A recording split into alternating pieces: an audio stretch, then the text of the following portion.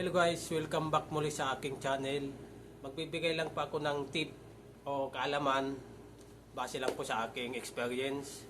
Ako po yung isang OFW ngayon dito sa bansang Saudi Arabia. Ito po ay itong video ito para doon sa mga baguhan na mangingibang bansa. Kung so kayo po ay magpapamedical, okay? Kung kayo po ay mangingibang bansa, kung so magpapamedical kayo, ito po ang tip ko sa inyo. Pakitapos lang po ng video, pag ako makakakuha po kayo ng idea. Kung halimbawa po kayo ay nagpunta sa agency, nakapag-apply na kayo, tapos sasabihin ng agency na magpapamedical ka bukas. Okay, ngayon pa lang po, ito po yung mga tip, preparasyon, kung anong dapat nyong gawin bago kayo magpa-medical kinabukasan. Ito po, kung halimbawa sinabihan na po kayo ngayon ng agency ninyo, magpapamedical kayo bukas, ang kasabihin sa inyo po, huwag na kayong kakain. Pag kumain po kayo ng hapunan lang po, dinner. Yun po ang huling yung kakain. Hanggang kinabukasan, hindi na po kayo kakain. Bakit? Para maano yung nyo, katawan, ma-prepare sa medical.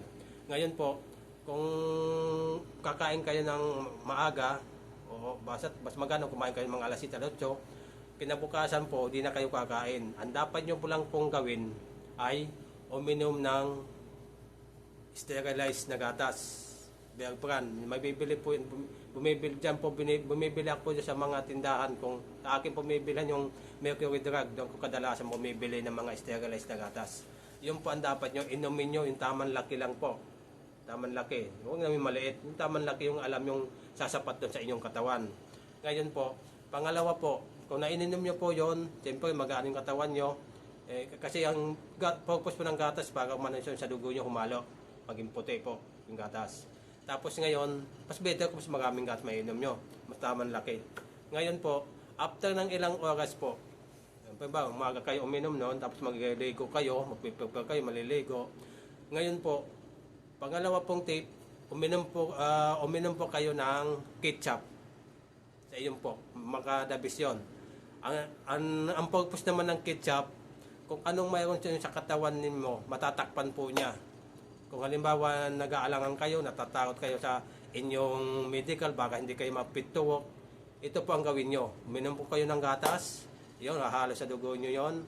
Tapos, after ng ilang oras, uminom ulit kayo ng kahit kalahating oras, isang oras nga lang. Kasi iinom ko ng gatas, after ng ilang oras lang, isang oras, pwede kayo ulit uminom ng ketchup. Yung tamang laking bote, yung nabibili natin sa mga tindahan ng bote na tamang laki, pwedeng kalahatiin nyo yon. Kung mas maganda, kung kaya nyo, ubukusin nyo yung isang tamang laki ng ketchup. Yung tamang laki po, yung standard na laki na ginagawa sa tindahan, diba, yung ginagawa natin sa usawan, yun po, inumin nyo yon. Para, umano yung, kasi magiging, ano yun sa loob nyo, magiging pula, buong katawan nyo yun. Magiging kasi wala silang makikitang puti doon sa kung ano man mga pagdating sa x-ray, magdadat wala kayo siya makukuha. Yun po ang dapat nyong gawin para wala kayong pangama, pituwak po kayo niyan permanente, isang beses kayo magpapan-medical.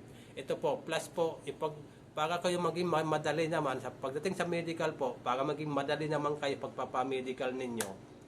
Kumbawa may ilang step po yung pamedical, di ba? May mga step na x-ray, laboratory, pagkuha ng dugo, yung maraming pagbabasa yung mga exam, kung ilang step yan o 7 o 8, ilang step yan. Ito po ang tip ko ulit sa inyo para kayo maging madali ang magiging pag-medical nyo. Huwag ho kayo pumila, huwag ho doon. Kasi may listahan kayo, di ba? 5 ating mga nakalist doon, ilan man nakalist doon, 8 o 7 man, o 5 o 9 o 10 man, nakalist. Susunod-sunodin 1, 2, 3, up to 10 ang bilang. Huwag nyo po sundin yun ang bilang na yon. Kung saan doon sa walang pila, doon kayo pumila. Huwag ho kayo doon.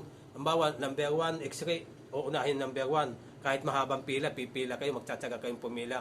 Huwag. Ang dapat nyong gawin, kung saan po walang pila, doon kayo pumila. Pag okay po doon, i-check nyo po. Check. Tapos pangalawa, hanap po kayo ng pila. Tapos yung wala ng pila ulit, doon kayo pumila. Kung may pila man, 2, 3 o 5 tao, pwede na yon. Kung, di ba, ganun pila. Huwag lang yung nakapila ng mga 20 na tao nakapila, pipila ka pa, di ba? Matagal yon. Tapos pag nakita mo naman maluag na doon sa gusto mong pilahan yung number 1, maluag, mga ilang taon na lang, hindi pumila ka na po doon. Ganun lang po. Iiwas lang kayo sa haba ng pila para accomplish. Kung halimbawa natapos mo na lahat, ang pinakamahaba ng pila, di magtiyaga ka na lang kasi yun na lang ang pipilahan mo, isa na mahabang pila.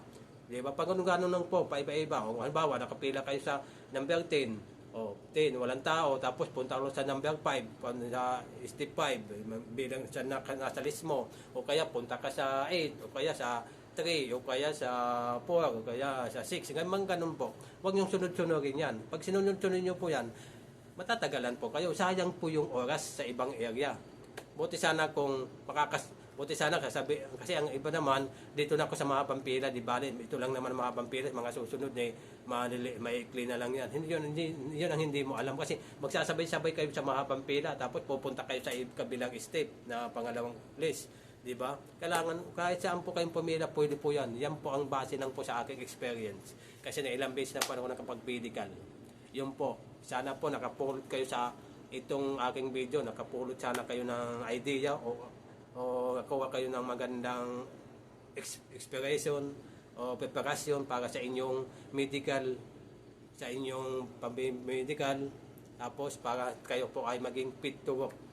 Huwag siya ka magiging fit to work kayo kung talagang wala kayong alam yung wala kayong ano sa katawan. Kung mayroon naman kayo, kung mayroon po kayo talaga na ano sa katawan, alam niyo naman kayo may katawan, alam niyo may kayang naramdaman talaga, huwag na kayo magpumili mag-abroad kasi sayang lang.